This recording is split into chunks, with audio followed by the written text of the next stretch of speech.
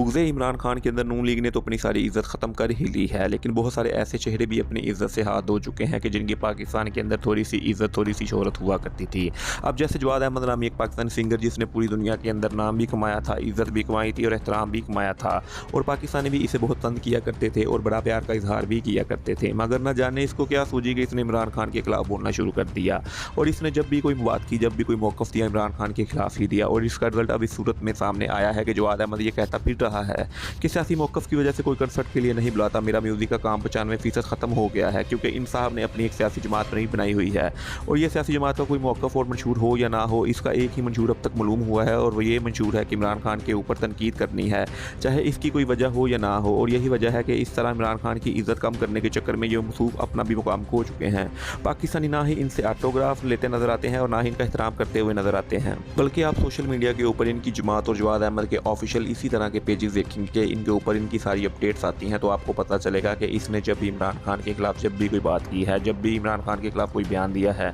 तो इसको अवाम ने ऐसा धोया है कि इसकी कोई मिसाल पाकिस्तान के किसी सिंगर, पाकिस्तान के किसी एक्टर के हवाले से देखने को नहीं मिलती। आप फेसबुक खोल लें, आप यूट्यूब खोल लें, आप इंस्टाग्राम खोल लें, किसी भी जगह चले जाएँ, हर जगह के ऊपर जहाँ जहाँ जवाद अहमद ने इमरान खान के खिलाफ बात की हो, आप नीचे कमेंट्स पढ़ेंगे तो आपको पता चल जाएगा कि जवाद अहमद के साथ पाकिस्तानी कौम कर क्या रही है। पहले नून लीग ने इमरान खान को इज़्ज़त के हवाले से निशाना बनाया तो नून लीग की इज़्ज़त चली गई। अब जवाद अहमद ने ये किया है, और अब जवाद अहमद भी अपनी इज़्ज़त और एहतराम से हाथ धोता हुआ नज़र आ रहा है। और पूरी पाकिस्तानी कौम ने ये अच्छी तरह देखा है कि जब भी कप्तान के खिलाफ कोई मैदान में आया तो उसने रक्षा ही चलाया। और इस तरह की मिसाल मैं आपको भी सुनाता रहा हूँ कि आयशा गुलाली से फैसल वाडवा तक जितने भी चेहरे, जितने भी किरदार, जितने भी साथी लोग इमरान खान के मुकाबले में आए पिट कर रह गए हैं। पूरी पाकिस्तानी कौम ने उनको खुडे लाइन लगा दिया है, चाहे वो जितने भी बड़ी शख्सियात थे, जितने बड़े सियासतदान थे, जितने बड़े इस्टेब्लिशमेंट के करिंदे थे, अफसरान थे या कोई भी था, चाहे वो कोई खिलाड़ी भी था, इसने इमरान खान के खिलाफ बात की तो पूरी कौम ने उसको नहीं छोड़ा। पूरी कौम को अब ये अंदाज़ा हो चुका है कि इमरान खान इस कौम के रोशन मुस्तकबिल की आखिरी उम्मीद है, और हम सबको अल्लाह तबारक व तआला के हुज़ूर दुआ करनी है कि अल्लाह पाक खान साहब को हमेशा